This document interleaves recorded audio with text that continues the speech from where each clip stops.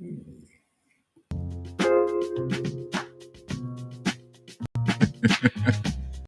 right. Yeah, we're here.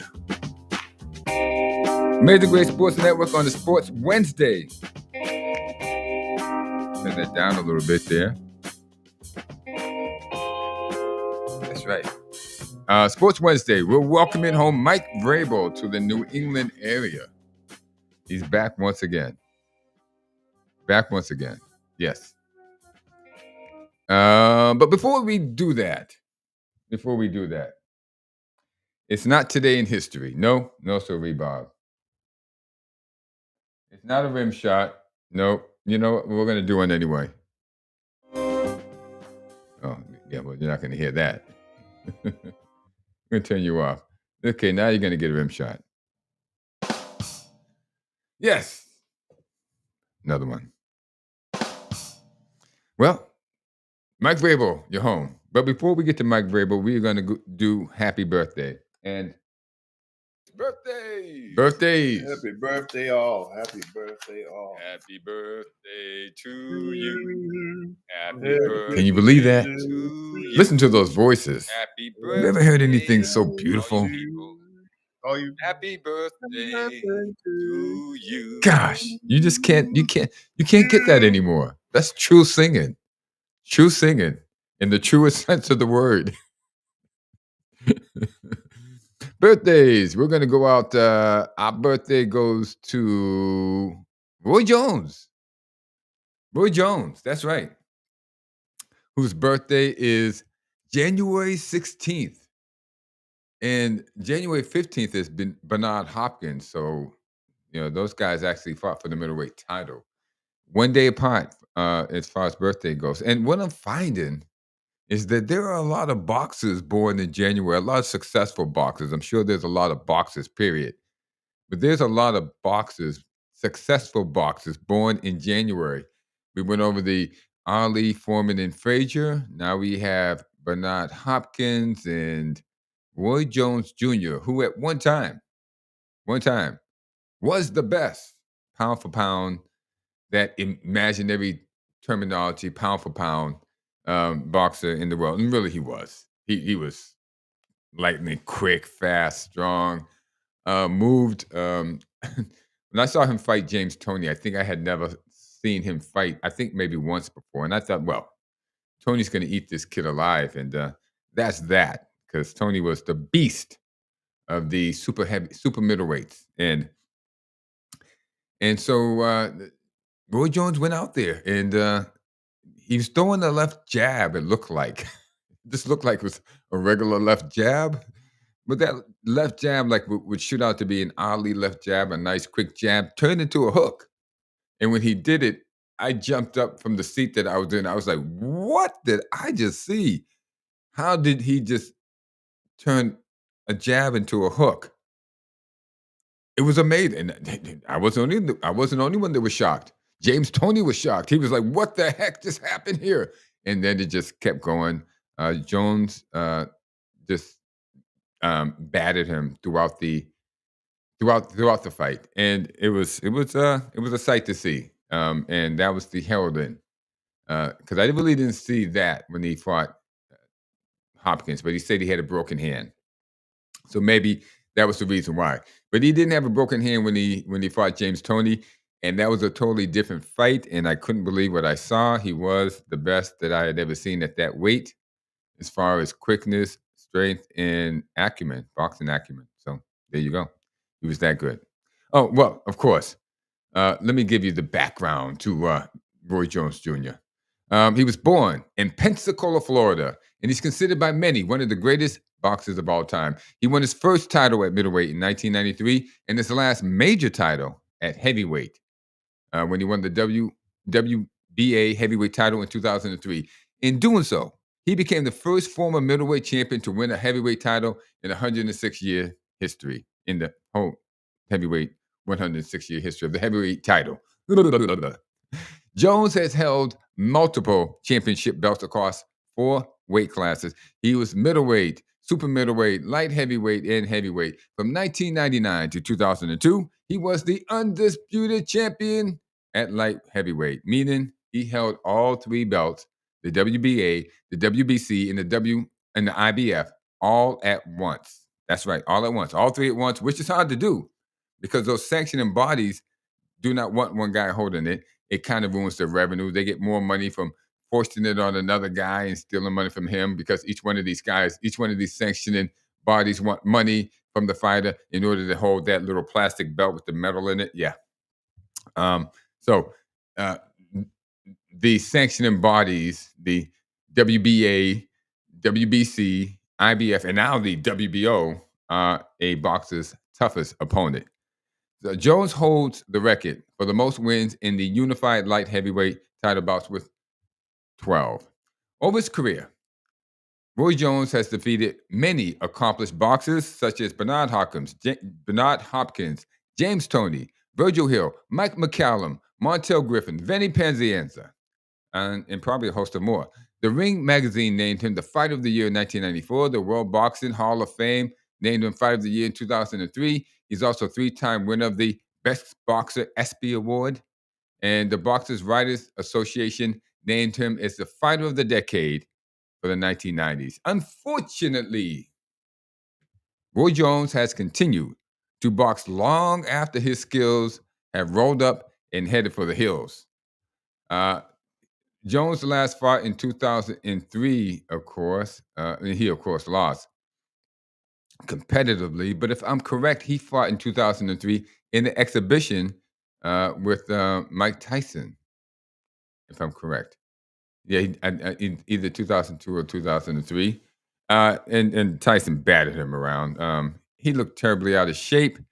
Um, I don't know if Roy Levester Jones has retired, but it would be my advice to him to do so. Because I would say to this, Roy, look how you look right there.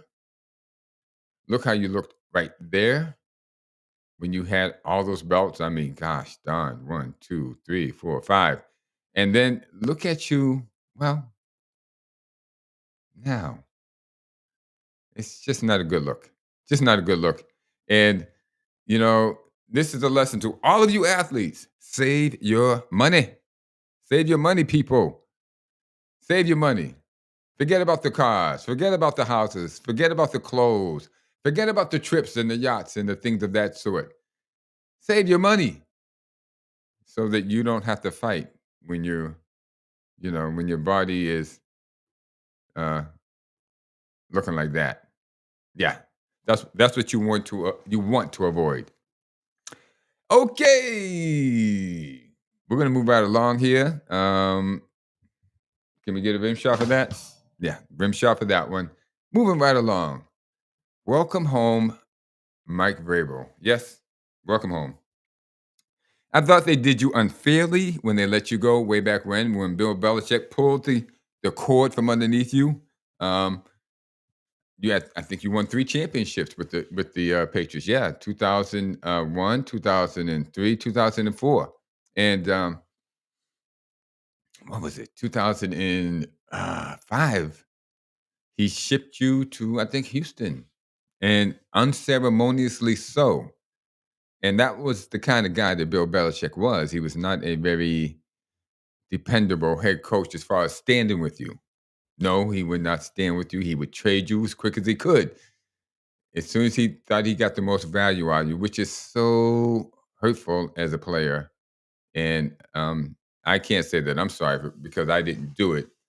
But Bill, you deserve to be fired because of what you did to, well, Mike Vrabel, Richard Seymour, Deion Branch, all of them. Yes, you deserve to be fired. You were a jerk as a head coach, a manager of men.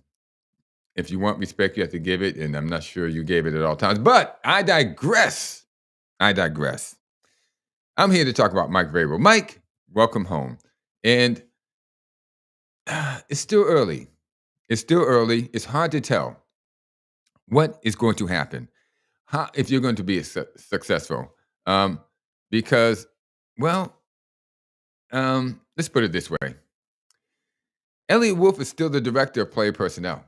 Okay. Somehow Gerard Mayo received all of the blame for the debacle that was last season with the New England Patriots. But surely Mayo needed to be fired for winning the game he had to lose.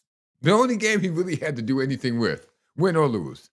He really didn't have to win any other game. He really didn't have to lose any game. It came down to this one game that he absolutely positively had to lose, and he refused to. So surely he needed to be fired for insubordination. Is one way of putting it. But this guy, Elliot Wolf, deserves firing for the offensive line, for the drafting of May and Milton in the same draft, um, for no decent wide receivers, for no decent linebackers, for no decent offensive linemen, for no decent defensive linemen. Um, do I have to go on? Do I have to go on? I mean, really? Yeah, that guy. That guy. Yeah, Mayo deserved to be fired, but really, um, yeah. Um, no defensive line. And the majority of the first he's the reason why they had so many first year mediocre coaches. I'm putting it wrong. They were first year coaches who were mediocre. Yeah, it's the first time they were coaching that position. So many of the coaches that the Patriots have of 29, they had 29 assistant coaches. That's hard to believe, isn't it? 29. But they had 29 assistant coaches, and almost half of them were first year guys in that position, thanks to Elliot Wolf. And well, if Mayo deserved to be fired, Wolf deserved to be fired 7 times more than Mayo, but that didn't happen. So, ladies and gentlemen, things that make you go, Meanwhile, we still have Mike Vrabel. Yes, we are still talking about Mike Vrabel. And Mike, I give you the odds of you being successful. I'm going to hedge it this way, okay? I will guarantee that you will totally be successful and go to the Super Bowl within 2 years if you hire Josh McDaniels. That's right, as your offensive coach, offensive coordinator. If you hire Matt Patricia as your defensive guy, and Joe Judge, right there, Joe, as your special teams guy. That's right. That's what he was really good at. He was really good as a special teams guy, Joe Judge was. And Patricia was good as a defensive guy. So if you hire those 3 guys, I believe you have a 75% chance. But here's the kicker. If you hire this guy, Dante Scarnecchia, as your 4th and most important piece of the puzzle, as your offensive line coach, you will go to the Super Bowl. Yes, you will. And within 2 years, guaranteed. So your future hinges on you getting these guys in and getting them in fast because time is a wasting, buddy. That's right. You should have had these guys hired by the time you came on. You knew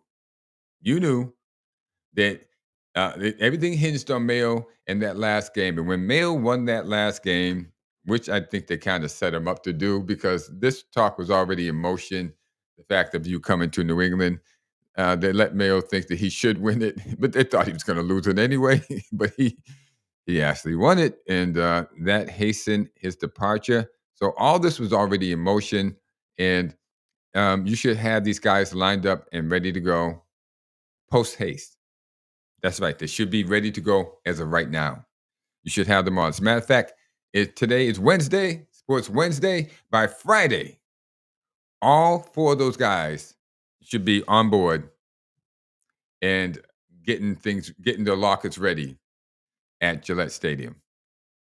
Now, good luck. Good luck. But I guarantee you get those guys on, you'll be there, no problem.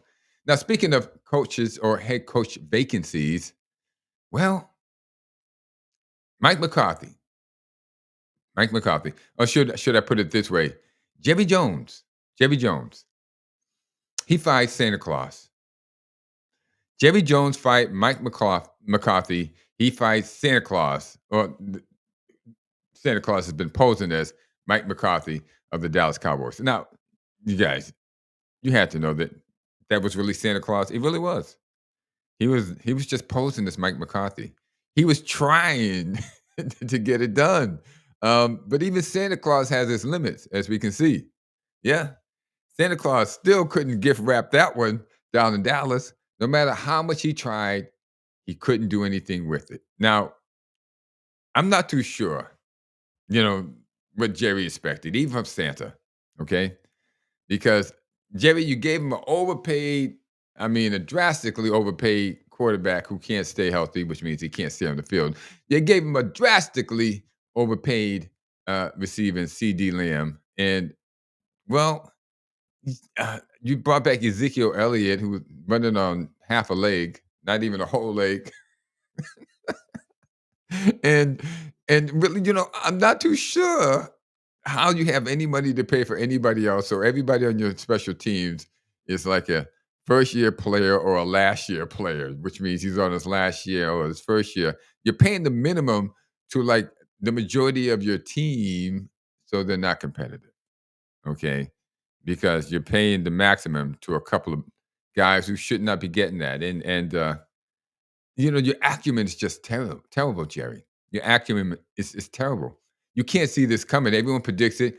You let these wokies like Ryan Clark get on you and tell you that Dak Prescott deserves, or CD Lamb deserves, like they're privileged because they're black.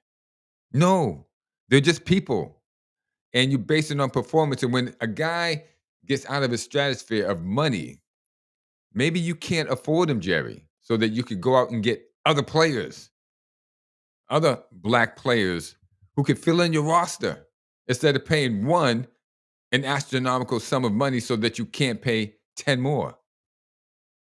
You're making a mistake, Jerry. Don't let these guys buffalo you with this whole blackness thing and whatever the case. You owe somebody or somebody deserves something. Nobody deserves anything. If you keep behaving like this, Jerry, you don't deserve your franchise. Okay? You have to earn this stuff, and you're not earning yours because you've made several bad decisions. You gave Dak Prescott that contract after he messed up his leg and knee. Should have never gave him that contract. He's damaged goods. Okay? Give him some money, pay him to leave. Like Miami should be doing Tua tags. Okay? That's what you do. I mean, you love these guys, but they're not going to be that effective player anymore.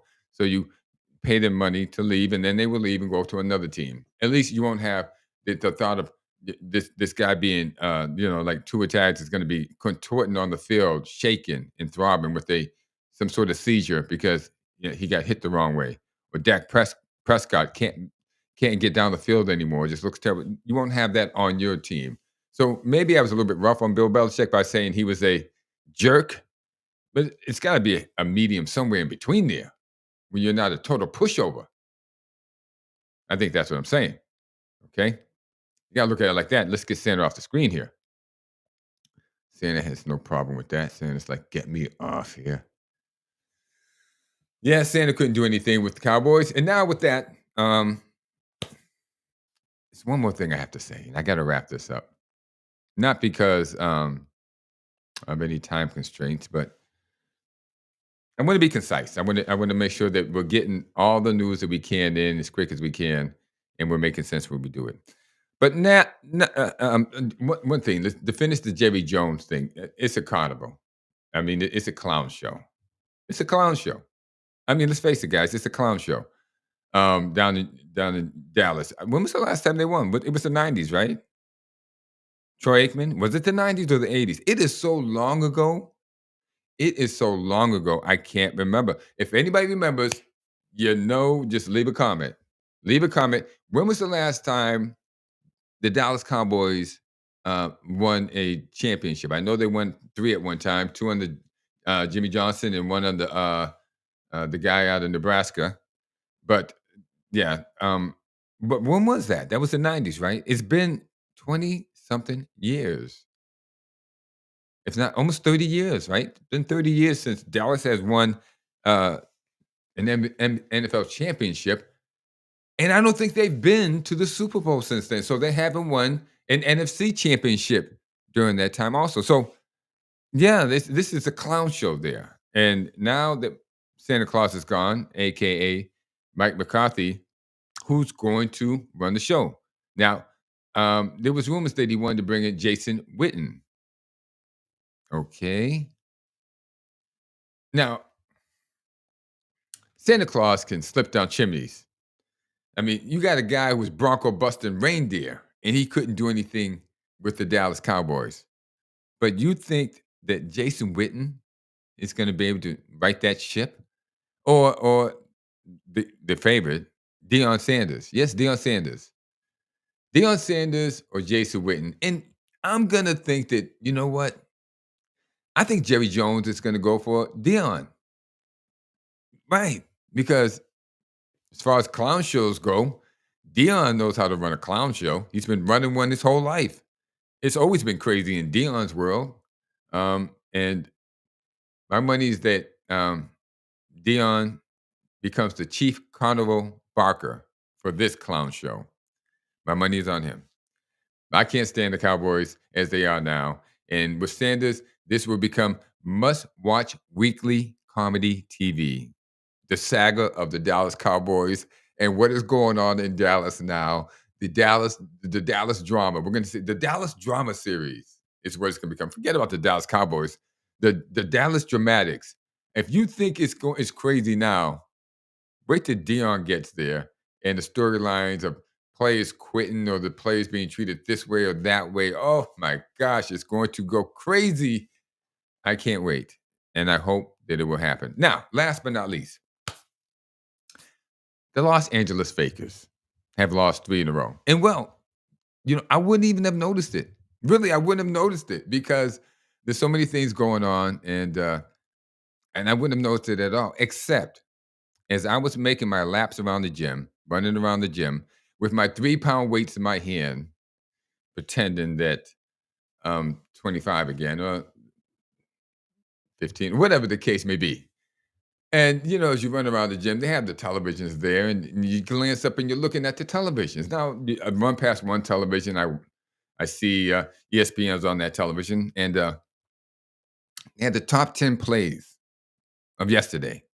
And some of them were pretty darn exciting. So I stopped and I was watching them. And I did not see not one LeBron play or LeBron or fakers anything. So wow. So I keep running around the gym. I end up in another area, running around there and running around there. And I see you know, a, a shy Gilgis Alexander. Extended highlights. I mean, I actually because it wasn't crushed into 15 or 20 seconds. It went over, I believe, a minute of shy Gilgis. I think he made like 10 shots in a row right from the beginning without missing, and it was 32 points. But watching the guy, I was like amazed because you never see this much coverage of him. It's always squeezed in there, and then it's off to the fakers on ESPN. Okay. So I watched him for an extended amount of time, and I was amazed at how good he was. And then it got even better as I was running around and I made it to another part of the gym, and there was a television there. I saw Donovan Mitchell highlights. Yeah, Donovan Mitchell highlights. Again, for another minute, maybe a minute and a half of him just tearing up the Pacers. They played the Pacers the other night, and there he was tearing them up. I was amazed. I mean, you generally don't see this. And then it struck me. It struck me. There's got to be a reason why we're seeing this. And the reason is the Lakers must be losing. Sure enough, when I got home, I checked out ESPN. And it says right there, they lost. They lost to the San Antonio Spurs with Victor Wembanyama, who was like 7'6" and weighs 150 pounds. And yeah, they lost to him. And they lost quite handily. And well, that's why it was so quiet. There was no, this fact happened. The first time in recorded history, there was a double double after LeBron ate his falafel burger at halftime. Uh, First time in history that he shaved half his mustache off and he got Does he have a mustache? Yeah, sometimes he does. And he got a double double. It wasn't some first time in history that there was a reindeer. Speaking of reindeer, sitting over in the left corner, and he scored a double double. So I didn't get any of that, and the reason was because they have been losing. And whenever they are losing, it is quiet, quiet, like a church mouse. Well, okay. That goes to there was no Bronny either, so I didn't hear anything about Bronny tearing up the G League. Though I had, as I was looking for this information, I went on YouTube, and there was a YouTube video that said Bronny's destroying the G League. I mean, who's paying these people to say this stuff? And half of these people can't even remember when he was last in the G League. His team that he's supposed to be on is 2-5. The South Bay Fakers, yeah, that team is 2-5. They've won 2 games and lost 5. That's when he's been on there. Um, Sometimes he's up with the big team, riding the bench. So his average at the G League level is 14 points a game. Yeah, he's tearing it up. He's tearing it up there. And his average at the big league level, I think, is 0.2 points a game. So Stephen A. Smith has some competition as far as being able to score 0.2 points per game and, have a place on the team as he did at what was that college he went to with Big House Gaines? Yeah, he was. Yeah, well, according to Stephen A, he went there. Okay, so yeah, between LeBron not getting anything, losing, and Bronny losing, it was awful quiet on ESPN. And to just end this, I can't figure out what why. Well, I can't figure out why LeBron is playing. He was a regular at the Diddy parties, and if Diddy is held without bail, um, the people that were going to his party should be held out, which would be saying suspended until the investigation, so that you're protecting the integrity of the league because this has been reported that there's been dozens of child molestation, rape charges occurring at these parties. These things have been alleged, and you can't say you didn't know that they were alleged. So sitting LeBron out until this is being investigated would be the thing to do if you were a league with integrity, because you want to protect your product. You don't want to have that you had a guy out there who was doing X, Y, and Z when you have possibilities that this could have happened, but you still let him play. Anyway, that's what you would do if you had integrity. That's what a league would do if they had integrity. But we're talking about the NBA. We're talking about the NBA. And as of right now, the WWE, John Cena, yeah, he's coming back. CM Punk, who's still around. Okay. Roman Reigns, Brock Lesnar is hanging around somewhere, has more integrity than the NBA. And I mean that. I sincerely mean that. And I mean that on the court and off the court. I mean, in the ring and out the ring. At least you know these guys are just entertaining you. We're told that what we see in the NBA is on the level. When we see guys get fouls just because they've been told that you're going to give these guys the fouls. These guys will always end up at the line. If they even pretend and go, ugh, the other guy's giving the foul. Point blank and period. But you tell us that it's on the level. Well, anyway, that's the reason why LeBron's still playing. And for that matter, I can't figure out why MSNBC, CNN, and the rest of the so-called media continue to ignore the enormity of the Diddy debauchery, from child molestation to rape and the dozens of victims, and how they escaped noticing that LeBron was a regular, despite being a married man. Yeah, that ring that's supposed to be on this finger, whatever ring that's supposed to be on my finger. Hopefully, my wife doesn't see this video. So, what are you doing, honey? I was in a hurry, as just a little bit late. But what I'm saying is this. What I'm saying is that they fail to ignore they ignore the obvious. And because they ignore the obvious, they are supposed to dumb us down to the point that we ignore the obvious. Well, you can't run a society like that by ignoring everything that somebody tells you to ignore. You got to say, hey, wait a second. Hold on a second. Isn't that him? What, let's, what's going on here? Why is that allowed? Is that allowed? And no, no credibility whatsoever. NBA, ESPN, and here we are. That's why you're here at Amazing Great Sports Network. Hopefully, I can dig down and find some things that are that are integral to your life, that's honest, and that we can be honest about. And I forgot to say a prayer. Actually, let me say a prayer. Lord, Lord God, Lord Jesus Christ, Lord Holy Spirit, protect us from all that is going on in the world, because we know this world is just a temporary one, and not only that, we know this is not the real world. This is a not only a temporary one, but it's one that we see with our eyes. But there's a bigger world out there that we cannot see. It's a spiritual world, and I would like to encourage my listeners to protect their spirituality.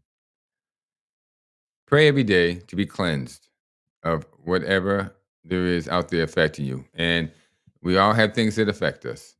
I have, judgment, doubt, fear, um, and pride, lust, greed, gluttony, envy, any of the seven deadly sins. So pray to be pray to be cleansed of those. Pray. Pray. It doesn't matter how many times a day you have to pray. If you keep praying, one day it will be gone. Because that's what this is all about. This is all about the spiritual.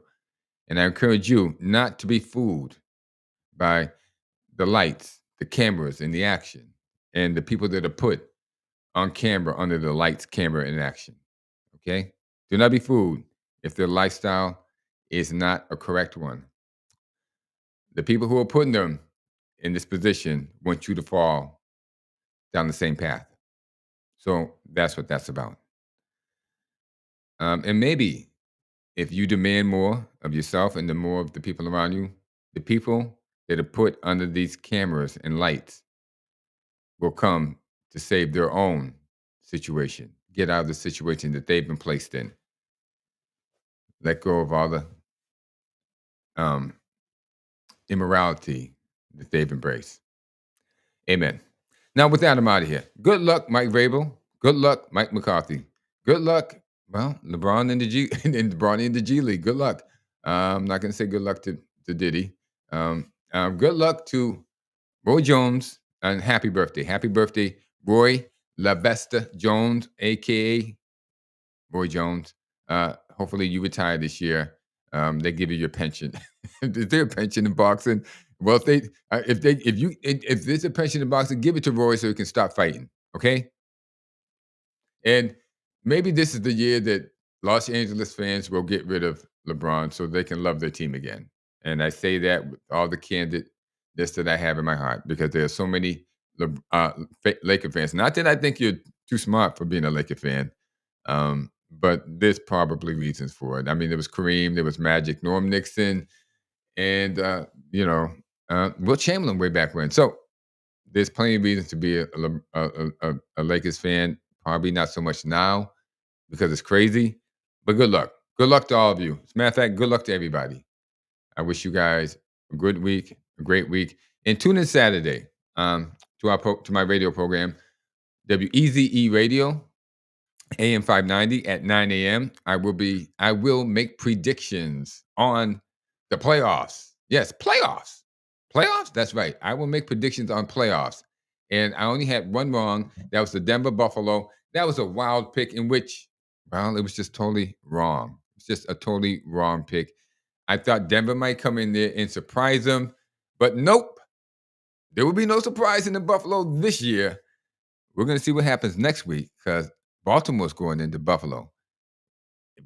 Baltimore wins. That won't be a surprise at all. Let's just get that out the way. Um, That's going to be the game of the week. That's the game of the week. And I will tell you who is going to win easily. No fear. I will tell you who's going to win on Saturday. So 849.